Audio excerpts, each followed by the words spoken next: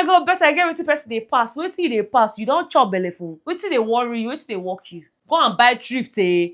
Go and buy thrift, make for see money chop. Welcome back to the Money Reset series. Look, if you haven't seen part 1, please pause this video and go and watch that one first, because today is a continuation.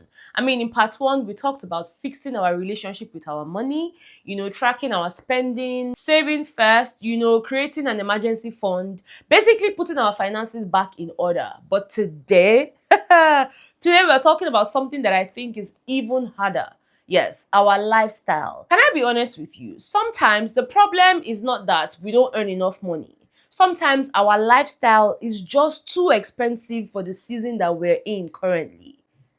Ouch, I know. I don't like hearing it either, but if I genuinely wanted my financial life to look different in 6 months from now, considering the fact that this is the second half of 2026, then these are the lifestyle changes I would make.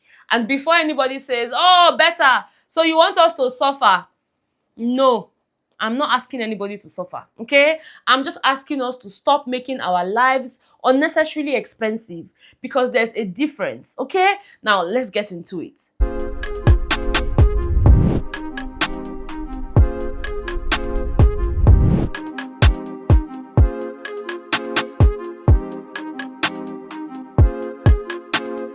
Ryan Little. I'd like us to start with our rent. Look, your house should give you peace and not pressure, because rent has a way of humbling all of us. Now, before anybody misunderstands me, I'm not saying go and live somewhere that you're not safe or comfortable. Please don't do that. But I'm saying this: if your rent is swallowing almost everything you earn, something has to give. Your home should give you peace, not panic. You shouldn't pay rent today and spend the next 11 months recovering from it. Sometimes we choose apartments because, oh my God, they look so impressive. Meanwhile, every month we are stressed. I would rather have a smaller apartment where I can sleep peacefully. I will not dream any bad dream. I'm not thinking of anything. I'm not losing sleep. Than a bigger one that's giving me high blood pressure every single day. Because remember, the goal is not to impress strangers. The goal is to create breathing room for you. Some of you choose to live in houses where you're spending so much, you're paying millions and you are bragging about it. To what end? Who are you bragging to? What's the issue? Why do you think it is impossible for you to live in a smaller apartment and just be content with where you are at the moment? Why do you think it is important to brag? Better breathe. And I need you to breathe too. You don't need to do all of that. You don't have to impress any stranger. They will not pay for you. Okay? And even if they pay the first one for you, the next one you will pay. And are you ready? Are you? The second point for this video is me telling you openly, keep your old car or use public transport. I know this is going to sound controversial, but not everybody needs to upgrade right now. Sometimes the smartest financial decision is to keep driving the car you already have. Even if people call it jalopy, it doesn't matter. And if you don't have one, public transport is not a punishment. It is just a season. It's a phase. I think social media has made all of us feel like, an upgrade has to happen immediately. New car, new phone, new everything. But the truth is, there's nothing wrong with saying, you know what, I will wait. Again, how do they say? Delayed gratification is not failure. Sometimes it's wisdom. Now, let me ask you something. What is that one thing you refuse to upgrade until it completely gives up?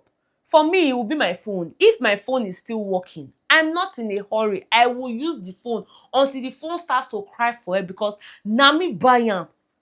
Na me buy am. So I go use the phone until my mind say, better, you have tried, this phone have tried, let it go, let it go. That's when I will let it go. So I want to hear yours in the comment section. What is that one thing that you will keep using until you are tired of using it? I want to know, okay? Now you see this third point, it is quite personal, okay? Look, if you have been following me for a while now, you already know I'm not pretending to be one celebrity chef. I'm not, okay? I'm not trying to cook for 25 people. I'm not trying to cook 25 different meals every week, okay? Sometimes we're making life harder than it needs to be. We need to normalize cooking simple food. Yes, cook your own meal. Cook enough to make your week easier.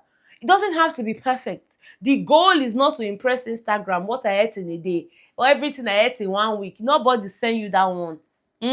The goal is to reduce stress and save money while doing it. And please, eating out is not bad oh. Okay, let's stop pretending like it's a sin. It is not a sin. The problem is eating out just because you didn't plan. There's a difference. If you budgeted for it, then I mean enjoy your meal. No guilt. There are days where you feel like, you know what, I want to give myself a treat today. I want to eat from a fine, fine dining restaurant. I want to eat in, just an upscale area. Please, by all means, go ahead. But it shouldn't be something you do every day, because once you think about it, oh, when I get home now, I have nothing to eat. You know what? Let me just buy food. Let me just buy food. Let me just buy food. And I'm saying this out of experience.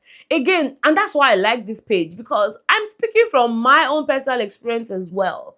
Right? Sometimes you literally have everything to cook in the house, but just because you didn't plan yourself, you did not cook, you are now buying food today 2.5, tomorrow 3.5, next tomorrow 4.7, delivery fee 3.7. Like, you're paying all of this money.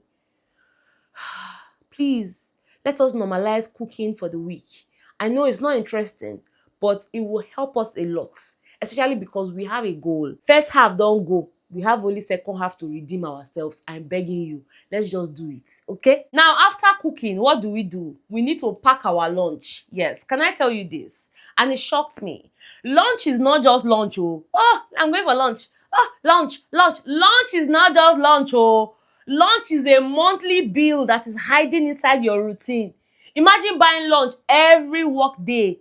By the end of the month, go and calculate it. You will be surprised. 225 times 5. Then 5 times 4. That's 1 month oh. Now imagine carrying food from home just 3 days a week instead. You don't even have to do it every day, because again, like I said, small changes, big difference. That's what this reset is about. If you still want to eat in that restaurant near your office, that's okay, but you don't have to do it every day. You can take food to the office today, you buy tomorrow, next tomorrow you take food. Like, just find something that works. Okay, now you see this next point. If you love fancy tea, you love coffee, you love smoothies, you love juices, this point is for you. You need to make some of these things yourself, okay? I'm not saying stop enjoying them. Please don't go and tell people that, oh, Betha wants us to be miserable. I don't want that. I'm saying, what if you learn how to make some of these things at home? There are tutorials everywhere, on YouTube, on TikTok, on Instagram. Even if you go on my own page now, you go still see some juice recipes there. Try them out. Then once in a while, you go and buy your own favorite tea, or give yourself your favorite treat. You see the difference? We're reducing the habits. We're not necessarily removing them completely. Nobody is saying you should remove the joy in your life. Just reduce your spending habits. Reduce them. Easy. Number 6, thrift is not a crime. Yeah. Can we normalize buying thrift, please? Everything does not have to be brand new. No. Sometimes new simply means more expensive. I've seen amazing thrift pieces that look fantastic. The goal is not to prove anything to anybody. The goal is to buy value, not image. And honestly, nobody is following you around with a microphone asking, excuse me, is this brand new? Excuse me, is this brand new? No, nobody's doing that. Wear your clothes. Just make sure you look neat. You don't have to go and announce to people that, oh, by the way, it's thrift. So who send you? Parrots. Parrot of the universe. Now you they go and announce them. Buy something that looks nice. And I told you people one time like that, if you want me to follow you to the market, all you need to do is let me know. Like I always say, just know say you go pay me. We go not be free. I go follow you. We buy, we bend down, we select. No shame. And then sometimes when I'm in the market, oh my God, Betha, it's me. If you see me for Yaba, now me you see. Nothing calm, now me. What do you mean? What do you guys mean you cannot buy thrift? You see a very nice looking pair of jeans, you can't buy it because it's thrift. You are waiting to go to Balogun to go and buy the one of 70-something thousand, 40-something thousand. When you see am for thrift market, you know if you bend down, select and go wash am fast, iron am. Who's gonna know? They're not gonna know. Buy these things. There's some pages on Instagram that sell, thrifted plates, these ceramic bowls, very nice plates. It's just, oh, they're thrift. They're cheaper. 3, 5, 4,000 you don buy, 5,000. But you dey wait for when you go fit buy set so that you can do unbox with me, unbox your shame. You no dey use your head sometimes, wetin dey worry you? Oh my god, Betha, I get wetin person dey pass. Wetin you dey pass? You don chop belleful. You get wetin person dey do? Wetin you dey pass? Who tell you say you pass thrift? Even for obodo oyibo dem dey buy thrift. Wetin dey worry you? Wetin dey work you?